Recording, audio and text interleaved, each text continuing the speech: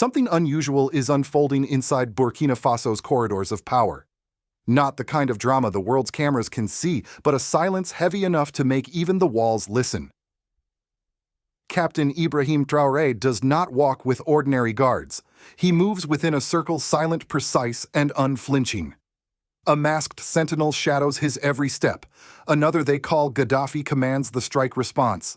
And somewhere in the unseen distance, number 3 listens, calculating, remembering, predicting. Together they form something more than a security team. They are an idea in motion, a philosophy of survival born from a land where betrayal travels faster than bullets. In this story, there are no parades, no medals, no press conferences, only vigilance, only the quiet hum of discipline. Every time the young captain walks into a room, they are already there unseen, yet felt like the shift in air before a storm. Their faces hidden, their emotions erased. To them, guarding Traoré is not about power. It's about continuity, ensuring that the hope of a reborn Africa doesn't vanish in a gunshot or a rumor.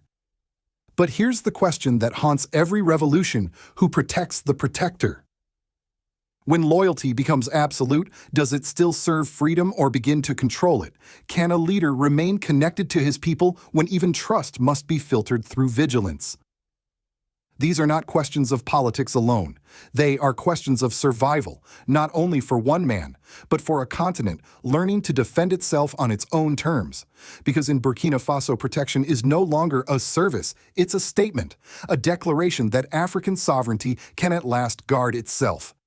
If you believe that the truth of Africa's awakening deserves to be heard beyond the headlines, stay with us.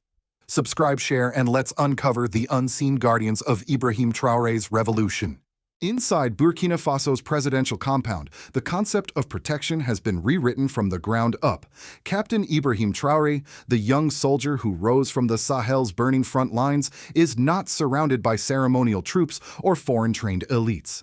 Around him moves a formation so discreet, so methodical, that even the country's generals speak of it in lowered tones. They call it the Circle. It begins with a man known only as the Masked Sentinel, a presence that has become myth. He stands a few steps behind Traoré at every appearance, his eyes never blinking beneath a black veil. His task is proximity itself, to read the captain's breathing, the rhythm of his gestures, the tension in a crowd. To the untrained eye, he is motionless. To those who watch closely, he is the pulse of anticipation. Beside him operates Gaddafi, the commander of immediate response. His name is both a code name and a warning. He coordinates the reaction force that never appears until it's needed, and when it is, events end before they begin. Gaddafi's men drill in the desert not for parade precision, but for chaos, dust, glare, fatigue, surprise. Their practice targets are not cardboard silhouettes, but scenarios drawn from real coup attempts. Every movement rehearsed, every delay analyzed. Their motto: hesitation kills before bullets do. And then there is number 3, the invisible strategist. You will not find his photograph, not even among the captain's archives. He listens more than he speaks, collecting fragments of intelligence, body language, and routine. A meeting postponed, a convoy rerouted, an officer visiting the same cafe twice. Each detail becomes a signal. In Traoré's doctrine, danger does not explode, it accumulates. Number 3's job is to hear the storm before it forms. Together, these 3 form the nucleus of the most secretive security unit in West Africa. They are not part of the conventional presidential guard. They report to no ministry, no chain of command. Their allegiance is personal to the man who shared trenches with them when bullets fell without warning. Every one of them has fought beside Traoré in the Sahelian war zones where food ran out, water turned to dust, and faith was the only ration left. Their loyalty was not signed, it was earned in survival. Every route the president takes is tested twice, once by intelligence, once by instinct. Every room is stripped of unpredictability, lights dimmed, mirrors, adjusted reflections studied. The team measures distance in heartbeats. To outsiders, it may look obsessive, even paranoid. But in a region where betrayal has overthrown more leaders than gunfire ever did, vigilance is not paranoia, it is realism. The West builds protection with technology, cameras, drones, satellites. Traoré builds it with people. His philosophy rejects the idea that stability can be outsourced. People betray systems, not bonds, he once said. And so his guard functions like an organism, self-learning, self-correcting. When he moves, they move not by command but by intuition, refined through years of shared danger. Witnesses say their coordination borders on telepathy.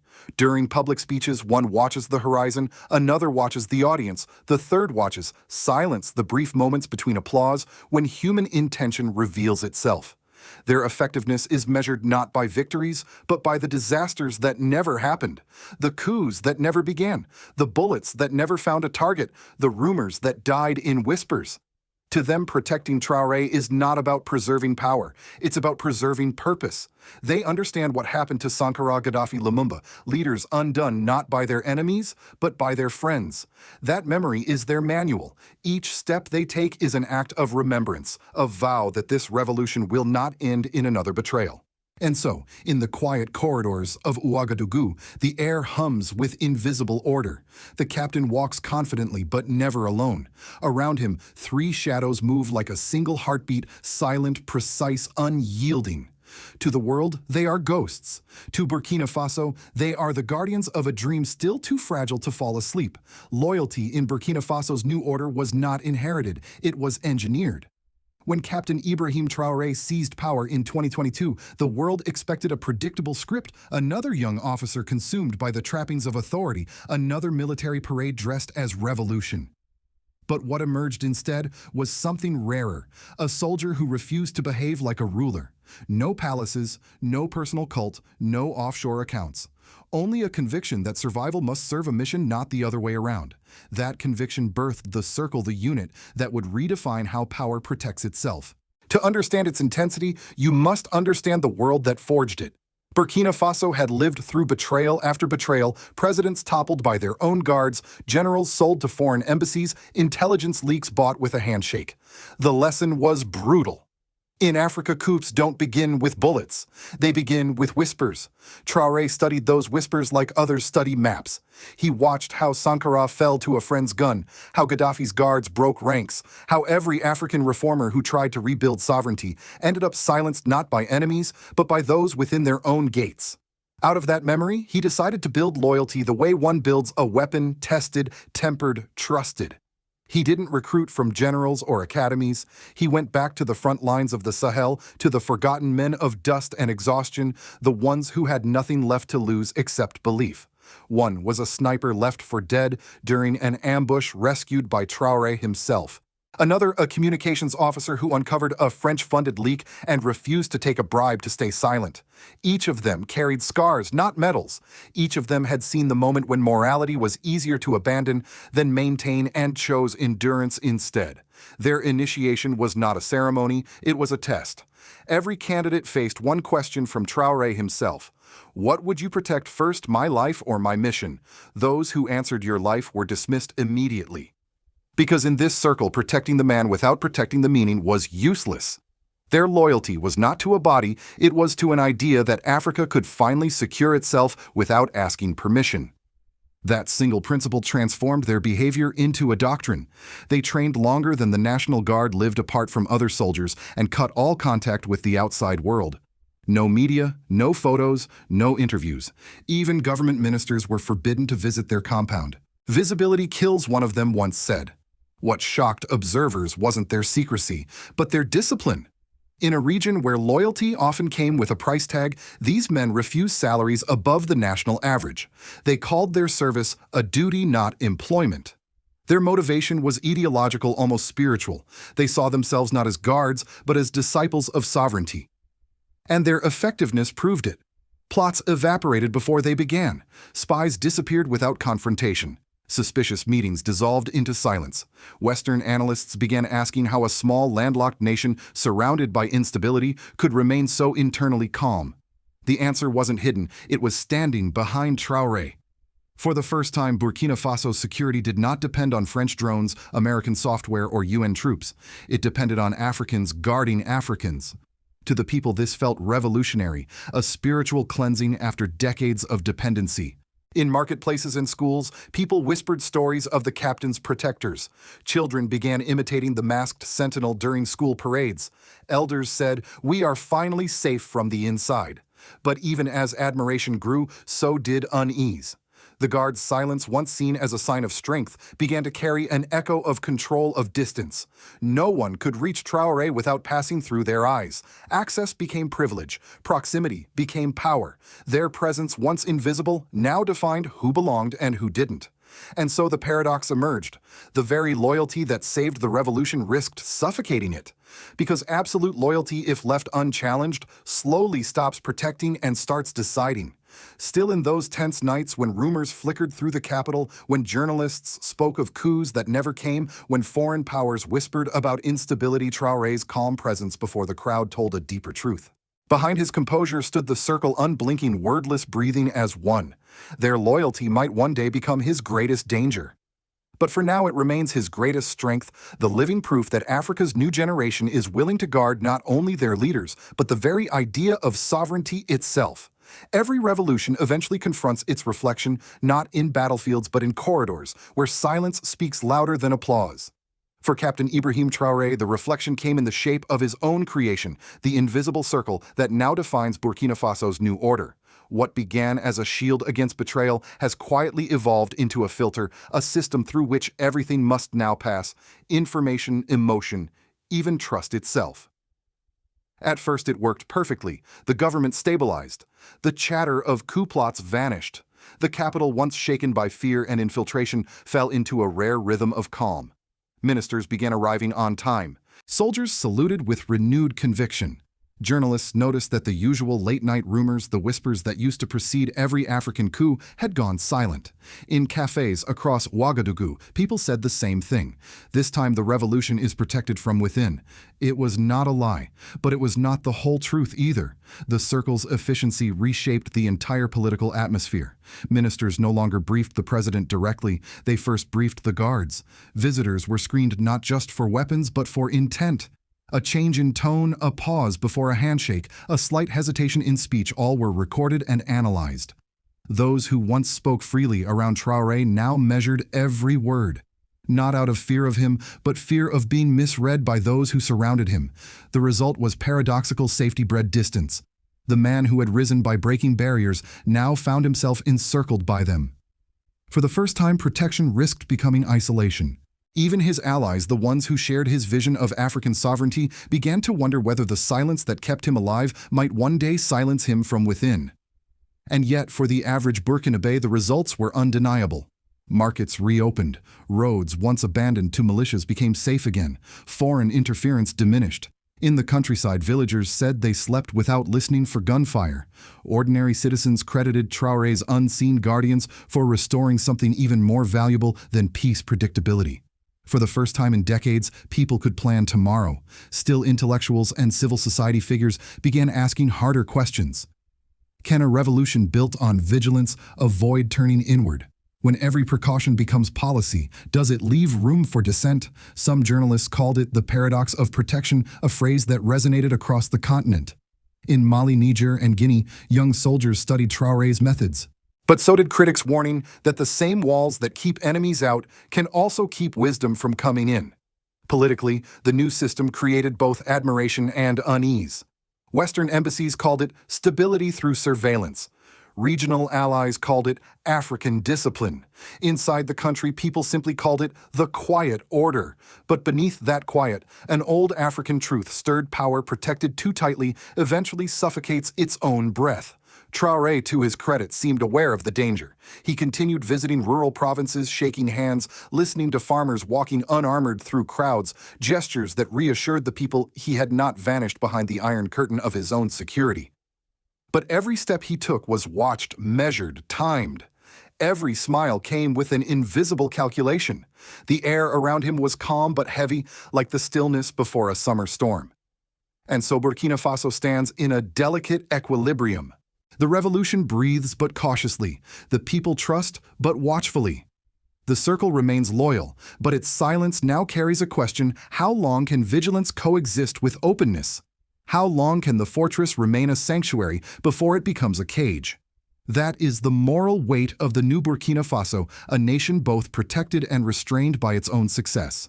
From Washington to Paris, analysts are still trying to understand what exactly Captain Ibrahim Traoré has built in Burkina Faso. To some, it's an authoritarian experiment disguised as patriotism. To others, it's a long overdue correction, a return to the principle that African nations should finally decide how to protect their own leaders and people. In the West, protection is industrialized. It runs on hardware satellites, encrypted radios, armored convoys, and private contractors paid by the hour. Power is fenced by money and technology. But in Burkina Faso, protection has been humanized. It runs on discipline, intuition, and history, on lessons written not in manuals, but in blood.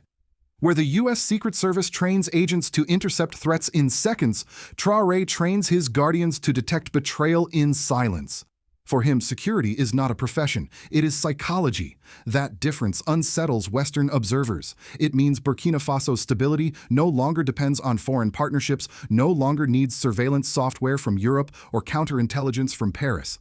Instead, a small Sahelian nation has built an inner firewall made of trust, an idea far more dangerous to old powers than any weapon.